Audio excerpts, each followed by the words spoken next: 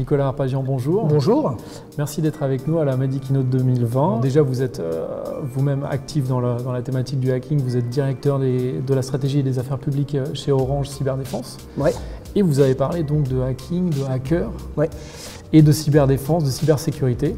On voit que c'est des sujets qui sont de plus en plus dans l'air du temps, qui intéressent de plus en plus les gens justement. Comment est-ce que vous l'expliquez ça? Alors, ce sont des sujets qui sont dans l'air du temps. Pourquoi? Parce qu'il y a du numérique de plus en plus dans nos vies personnelles, professionnelles, mais également dans les médias, avec des grands piratages qui font la une de l'actualité. On a eu à la fin de l'année 2019 un hôpital dans l'ouest de la France qui a été paralysé. On a dans la géopolitique des États qui s'affrontent en utilisant l'arme numérique. Et puis, on est tous, chacun, avec son téléphone, son smartphone. On voit bien qu'on produit des données, on consulte des données, on va être de plus en plus dans cette économie numérique, et donc effectivement on est bien conscient, surtout si soi-même on a déjà subi un piratage, un blocage de son compte de messagerie, que effectivement on est dépendant de cette fonction. Et puis il y a aussi le cinéma, la fiction qui, souvent, le pirate informatique va être celle qui va venir fragiliser l'organisation ou au contraire qui va venir apporter la solution salvatrice. Donc oui, effectivement, ça fait partie de l'imaginaire et ça fait partie de l'actualité, quel que soit justement son domaine d'activité. On a à un moment ou un autre, on est au contact du sujet. On voit d'ailleurs, vous parlez de cinéma, on voit d'ailleurs une image un peu romancée, souvent du hacker, et on voit que dans la vraie vie, c'est pas forcément ce qu'on voit au cinéma. Le hacker, c'est un état d'esprit de quelqu'un qui, garçon, fille, qui va déjà commencer à consommer une technologie, mais en la comprenant, de manière à justement comprendre les tenants, les aboutissants, les fonctionnalités.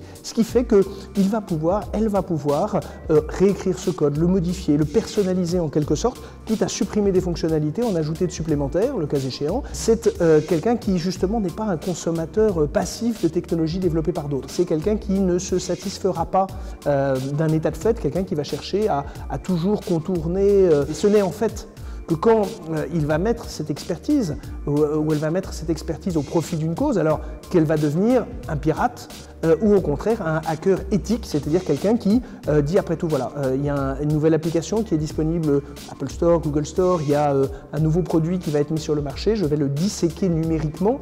Alors maintenant, parlons des questions de cybersécurité, parce qu'on voit bien qu'elles sont dans l'air du temps, les gens s'y intéressent, mais on a l'impression que en fait, les gens sont assez naïfs par rapport à ça.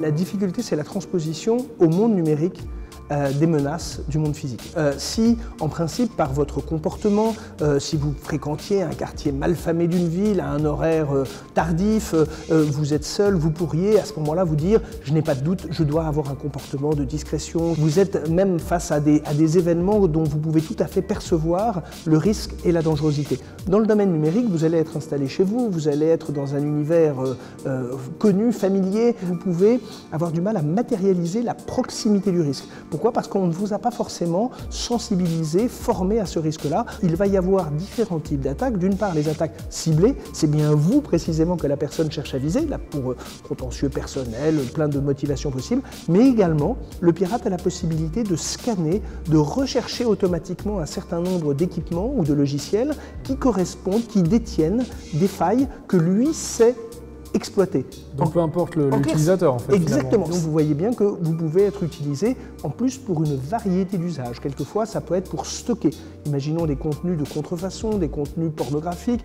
J'ai besoin pour les commercialiser, de les échanger, qu'ils soient stockés sur des serveurs et quand je devrais les échanger avec mes partenaires, je leur dirai pour y accéder tu vas à tel endroit. Récupérer là. Ouais. Exactement. On va avoir également d'autres types de menaces. Par exemple, je vais utiliser la puissance de calcul de votre ordinateur. Je vais utiliser sa connexion Internet. Je vais le faire avec des centaines, milliers d'ordinateurs et le jour où je voudrais faire tomber un site internet, ce qu'on appelle du déni de service, je vais mobiliser individuellement chacun de ces ordinateurs préalablement infectés à l'insu de chacun de leurs propriétaires légitimes et je vais avoir ainsi une armada, on parle de botnet, ces ordinateurs zombies qui vont en se connectant simultanément au même site internet, le faire tomber, le rendre inaccessible et donc le paralyser. Vous voyez que ça peut être l'occasion d'une opération politique ou d'une opération crapuleuse, chantage. Si c'est un site marchand et qu'on est à une date critique pour le commerce, vous voyez que la non-accessibilité de son site va devenir un élément de critique pour la solvabilité de son entreprise. Donc on voit bien qu'on peut être partie prenante d'une cyberattaque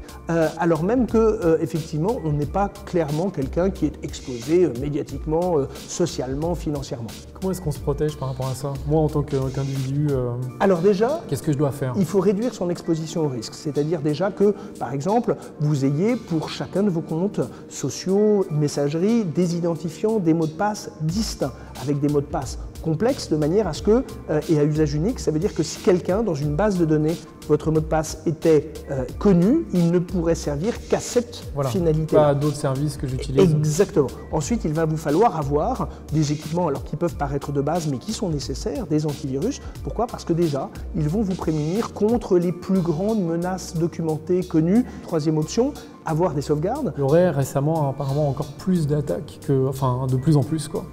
Apparemment là j'ai lu récemment un article qui disait qu'il y avait de plus en plus d'attaques de ransomware. Oui, donc ça ce sont des logiciels de chiffrement. Vous recevez un message, vous cliquez sur un message qui va vous tromper et ça va contribuer à chiffrer votre information, c'est-à-dire votre messagerie, votre ordinateur, et on va vous réclamer une rançon à payer souvent dans des crypto-monnaies. Et ça, c'est un mécanisme qui est très lucratif. Pourquoi? Parce qu'en général, les pirates exigent des montants qui sont alors en crypto-monnaie, mais l'équivalent, disons en général, de 300 €, qui est une somme. Pas très, oui, mais c'est une somme. Si élevé que ça, ouais. Voilà. En fait, si on vous demandait 5 millions de dollars, alors vous, c'est vrai que personnellement vous les avez, vous avez cette chance, mais c'est pas le cas de tout le monde. Et donc les gens vont se poser la question de se dire, bon, à 300 €, ça m'embête, c'est une somme, ça va me priver, mais bon, voilà, pour revenir, ça va être le prix de la leçon.